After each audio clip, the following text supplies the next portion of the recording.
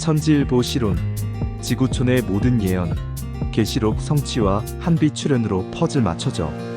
징조, 징조란 무엇일까? 불을 징과 조짐조가 합쳐진 말로 예고됐던 어떤 크고 기이한 일이 때가 돼 곧 있어질 것임을 알리는 전조들을 의미한다. 2025년 을사년 또는 2024년과 2025년의 진사양년, 이때 지구촌엔 인류가 생긴 이래 처음 있는 대변역이 찾아올 것이란 예언이 있다. 특히 2025년 을사년은 그 정점에 이르고 향후 수년을 이어가면서 변화와 개혁은 점차 자리를 잡아가게 될 것이란 예언이다. 이 내용에 대해 좀 더 구체적으로 살펴보자. 우선 이 같은 예언은 어떤 특정인에 한정된 게 아니며 동서고금을 막론하고 고대에서 오늘에 이르기까지 수많은 영성가가 예고해왔다는 점이 주목할 만하다. 특이한 것은 아이에서 어른에 이르기까지 한결같이 전해온 예언의 내용은 이상하고 괴이하리만큼 일치하고 있다는 점이다.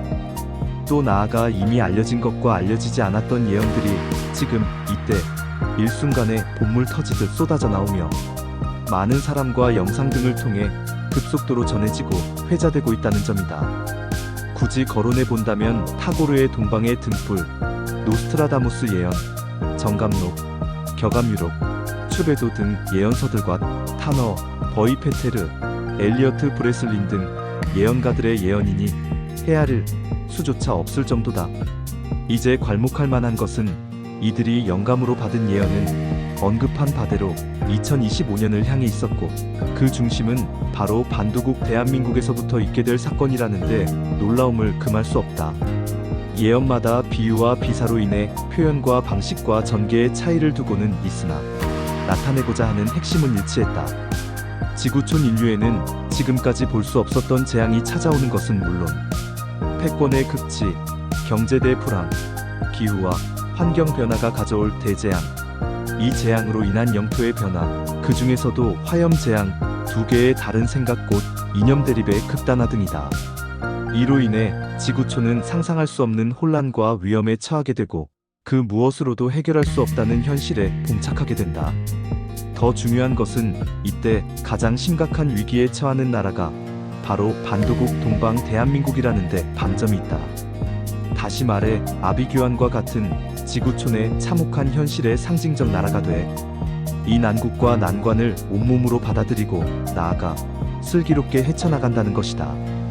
국민은 이 난세를 극복하고 해결해줄 위인 즉 정치적 지도자를 갈망하게 될 것이고 모두가 자신이 적임자라고 하겠지만 실제는 그렇지 않다는 데 있다.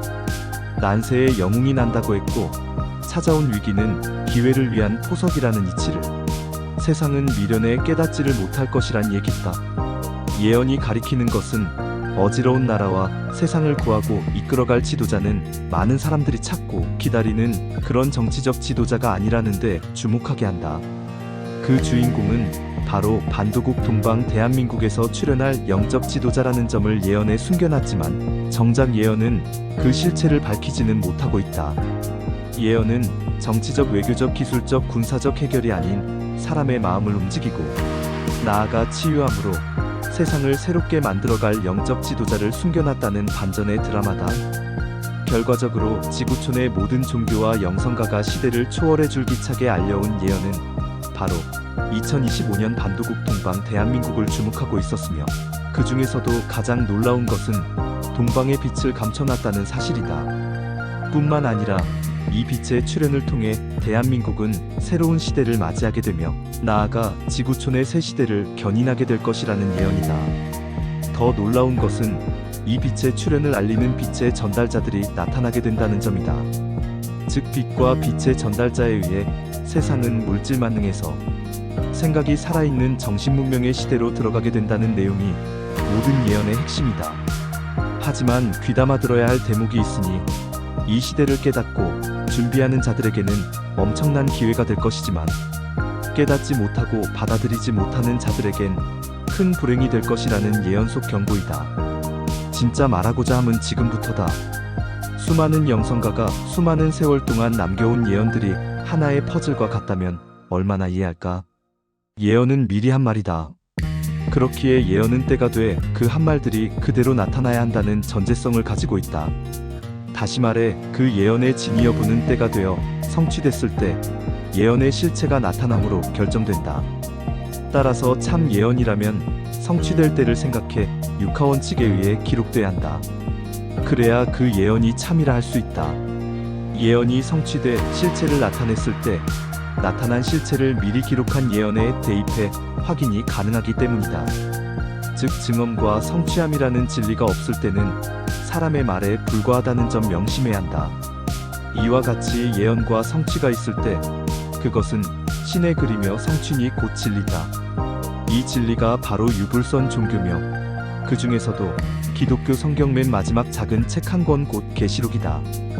짧은 지면을 통해 자세히 설명할 수는 없지만 이 계시록의 예언이 지금 이 순간 이루어졌으며 그 실상과 실체가 지금 동방 대한민국에서 나타났다는데 방점을 찍는 것이다. 이 계시록의 예언은 인류의 마지막 종말과 새 시대의 재창조를 기록하고 있으며 이루어져 실체가 나타났다는 얘기다. 지금 대한민국 방방곡곡마다 계시록이 성취됐으니 확인하라는 외침이 천지를 진동시키고 있음이 바로 이를 증명해주고 있다. 중요한 것은 이 계시록의 예언과 때가 돼 나타난 실체들이 바로 지금껏 설명해 온 동서고금을 막론하고 수많은 예언가가 알려온 바로 그 내용이니 계시록 성취로 퍼즐은 맞춰진 셈이다. 종합해보건대 오늘 이 순간 인류 말세와 새 시대 출현을 예고한 계시록이 이루어진 것은 예언가들의 예언들을 입증시켜준 것이며 예언이 이루어지는 이때 일시에 회자되는 수많은 예언은 부인할 수 없는 하나의 징조가 됐다는 사실이다.